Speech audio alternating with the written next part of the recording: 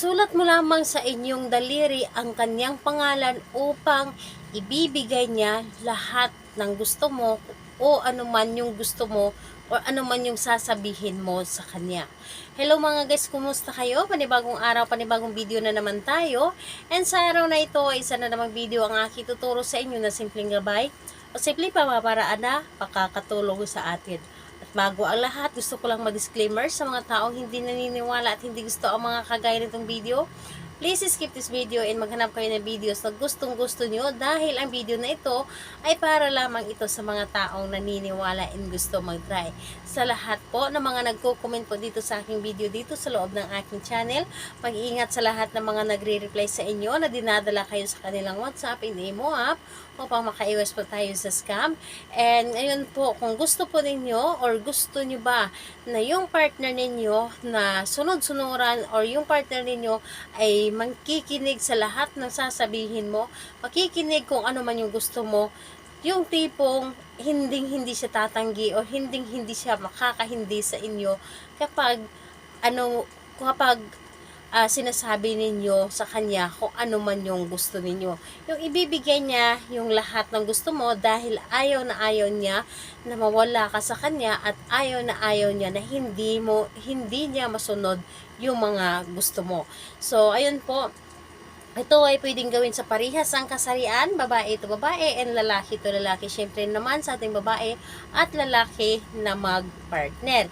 And ayun, pwede mo itong gawin kahit na kayo ay magkalayo at magkalapit sa isa't isa. So, ayun po. Dito po, ang kailangan lamang natin dito is panulat lamang. Panulat lamang ang ating kailangan dito at asukal. Yun po ang ating gagamitin. Panulat at asukal. Ang asukal is ito po ay pampasweet, pampatamis ng inyong pagmamahalan, pagsasamahan. Kaya naman kailangan natin dito ng asukal. And ayun po, kapag ready na, ay i-ready mo rin ang inyong sarili. Kailangan na alam mo sa iyong sarili na gustong-gusto mo itong gawin at alam mo sa iyong sarili na ito ay makakatulong sa inyo at wala kang pagdududa sa isang ritual na inyong gagawin dahil kailangan natin dito ang lubos na paniniwala kapag tayo ay gagawa ng isang ritual.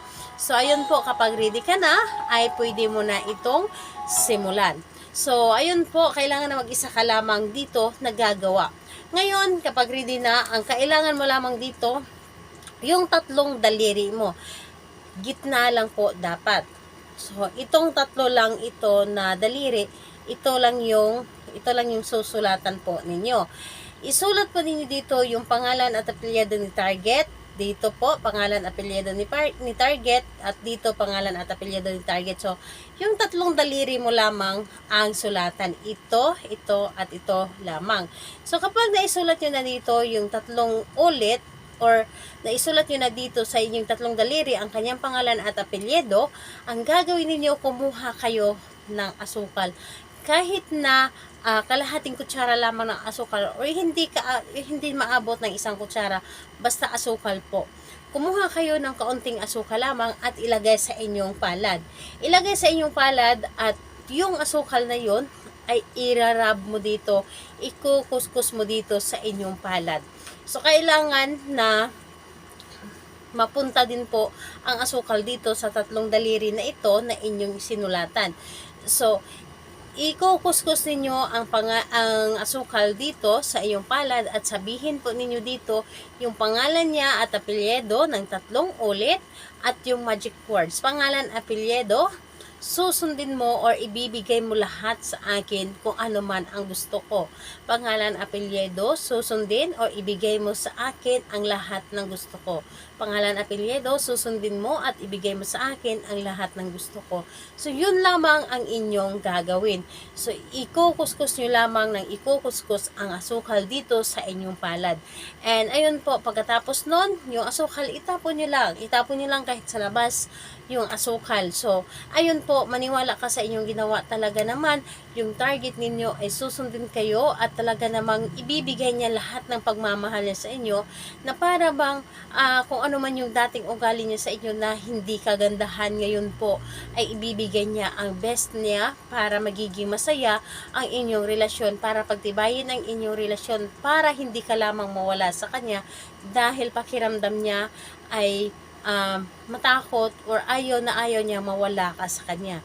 So, ayun po, gawin ito ng kahit anong araw at kahit anong oras, basta gustong-gusto mo itong gawin, basta ramdam mo sa iyong sarili na para bang hinihila ka na gawin ang isang ritual, gawin po ninyo ito dahil para po ito sa inyo. So, ayun po, sa lahat po ng mga gustong magpa-shoutout, mag-comment lamang sa baba para ma-shoutout ko kayo sa next video. And sa lahat po ng gustong magtanong, mag-comment lang din po sa baba para ma-replyan ko din po kayo. Salamat po sa inyo. Bye-bye everyone. God bless us all.